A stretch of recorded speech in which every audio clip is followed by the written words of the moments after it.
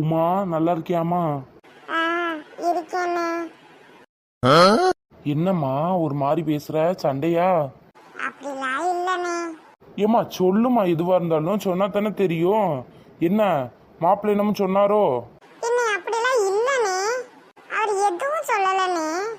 அப்படி மட்டும் ஏதாவது சொல்லியிருந்தாருன்னு வச்சுக்கோ, என் தங்கச்சியை கஷ்டப்படுத்தி இருந்தாரு, லெஃப்ட் அண்ட் ரைட் வாங்கிடுவேன் சொல்லிட்டேன்.